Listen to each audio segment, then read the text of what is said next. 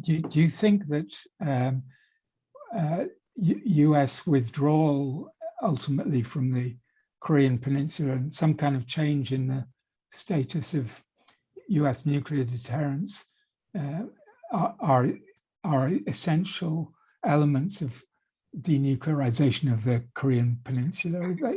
And it seems to be that's what North Korea is looking for. But exactly as Chung-in was saying, is that this is really, really complicated because everything is interrelated. Yeah. And if you try and pull on one thread, you end up tightening the other knots, right? So where do you start? Well, one way to start is to cut across that set of snarl knots. That's called a war. That will definitely change things quickly, but the result will be catastrophe. Now, there's an old nomad's trick. If you have a whole bunch of lines that have somehow folded over themselves as you cross the desert, or in a boat across the ocean, all the ropes are jumbled up, and you end up with this solid snarl of ropes that you cannot even think how to get it undone. The trick is you find the longest end that is sticking out, and then you peel it like a stocking off your leg, and you unfold the historical memory or logic of the snarl in the reverse logic. It'll take a long time, but you will resolve that snarl. It is in fact the way to undo a complicated mess of ropes that are all tangled up. And in a sense, it's the same with historical memory and logic. Now, you of course don't want to actually work backwards in time. You want to work forwards in time as you resolve these issues. But in our estimate, and Chung-in and I and Mort Halperin and Tom Pickering and Lee Siegel have laid this out in fairly sort of technical and detailed manner. On the denuclearization front, it will take at least 10 to 15 years to denuclearize North Korea in a cooperative fashion. It took 25 years to nuclearize the joint, so it will take at least 10 to 15 years to go in the other direction. And there are many technical reasons for that, physical reasons, scientific reasons, economic reasons, but most importantly, the trust problem. You've got to recreate trust, and that has to be done incrementally. The hard walking and talking has to be done, and there is no trust at the outset, so you move slowly until you get some trust in place. At the same time, you have UN command. You have all these issues of security and the allies and the demilitarized zone and tension. Well, South Korea came to a conventional military agreement with North Korea that created the space and the time for the negotiations after 2018, during which there have been almost no actual provocations or combat due to the pullback and the very strict control. So we need to gradually enhance that existing agreement, pull forces back, and start to even demobilize some forces, even whilst you strengthen on both sides certain kinds of conventional deterrence. And then over time, you can start to, in generational time, think about reunification, because some of the memories of the Korean War will go away, and it'll be possible for young Koreans to know their counterparts north of the DMZ. And as the two Koreas start to align their foreign policies, their economies, and even their political cultures, then you can start the even more profound problem of reconciliation with Japan, which in turn is the key, in my view, to reconciliation between China and Japan, because I don't think that process will really commence until it really is done first by the Koreans with Japan. And so that's why unification is not one of the key 6 elements for immediate comprehensive security, because we know it's going to take a lot of time. And then over that time, you can move the armistice out of existence and replace it with some kind of consensual arrangement that involves the two Koreas and the United States in a structure that makes sense to them. It might be that both Koreas say, actually, we don't want any American forces here.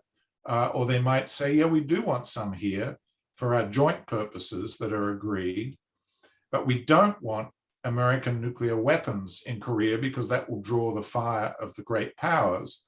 But we do want some form of recessed, diluted, extended nuclear deterrence, because if China or Russia decide to threaten us with nuclear weapons and renege, say, a nuclear weapons-free zone, or North Korea breaks out, goes back into a nuclear weapons program, or South Korea proliferates, then the great powers can renege on their commitments to not use nuclear weapons. So ironically, a nuclear weapon-free zone is only an interim step, and it still actually relies on some weak, diluted or recessed form of nuclear extended deterrence. It won't go away. I mean, the nuclear threat doesn't disappear just because you say you're not going to use it. The shadow still falls over the people who perceive that threat. So even if the Americans and the Russians and the Chinese say they're not going to use nuclear weapons, at some level, people are always, whilst they've got them, are still going to take them into account in their behavior. So this is probably a 2-3 decade process to come to some form of ultimate resolution.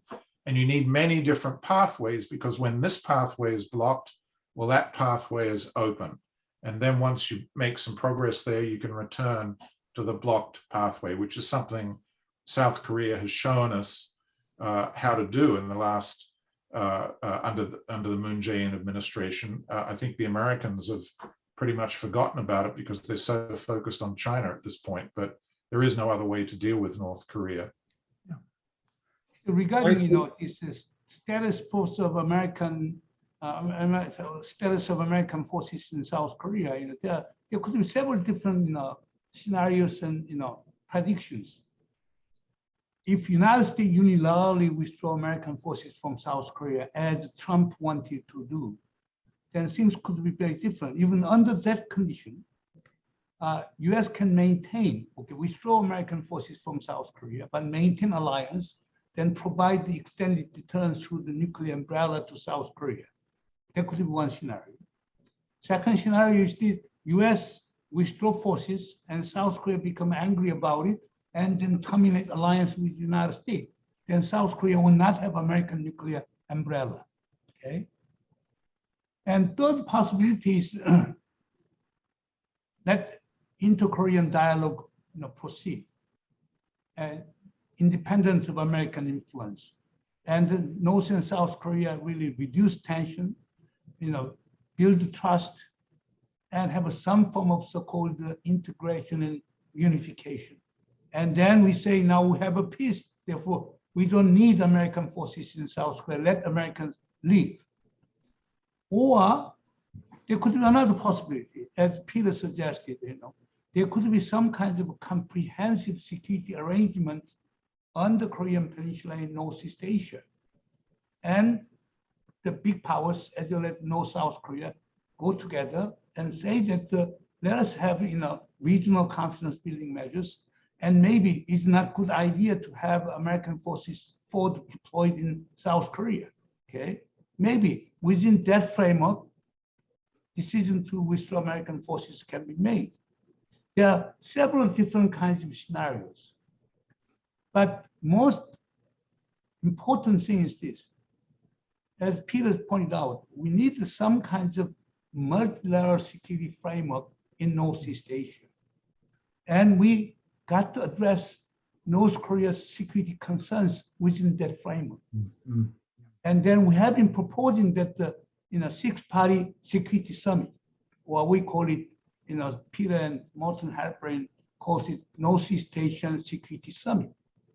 Unless top leaders meet together, no progress can be made. Six-party talk is a perfect example. Assistant secretary level, or vice foreign minister levels meeting will lead us to nowhere. Therefore, we have been suggesting that we got to have institutionalized Northeast Asian Security Summit talks annually. And there we raise the issue of North Korean security concerns, and we respond to North Korean security concerns. Then we'll naturally deal with the conventional threat on North Korea, nuclear threat to North Korea, and vice versa. And also we can talk about other areas too. And then as the nuclear threat coming from the US as well as from North Korea, how can deal with that issue? Again, as we have been proposing, nuclear weapons free zone on the Korean Peninsula, or in larger scale, on larger scale, we may need to have a nuclear weapons free zone in Northeast Asia. Therefore, North, South Korea, Japan, Mongolia pledge not to have a nuclear weapons. Then, those who have nuclear weapons, US, China, Russia, come up with no first use commitment, come up with so-called negative security assurance pledge, okay? But that can be done in the so-called treaty base within the framework of the United Nations. In that way, we can feel secure. Japan will feel secure, and North, South Korea, and Mongolia. Okay. But that again, depend upon what? Congenial relationship between Washington and Beijing, congenial relationship between Washington and Moscow. But judged on current situation, it is very, very unlikely that they can come up with that one. And also another big problem is no leaders have taken initiative in that direction. I have been trying to persuade our president to propose it, but that didn't work it out. Therefore, unless we have a really innovative leader, perhaps if Lee Jae-myung, the governor of Gyeonggi province, get elected next president, he's the most powerful candidate from the ruling progressive camp. Maybe he may come up with that idea. I talked with him and he was very sympathetic with that idea. But otherwise, leadership really makes sense. But we don't have that kind of leadership in South Korea, North Korea, Japan, the US, China, and Russia. That is a real problem.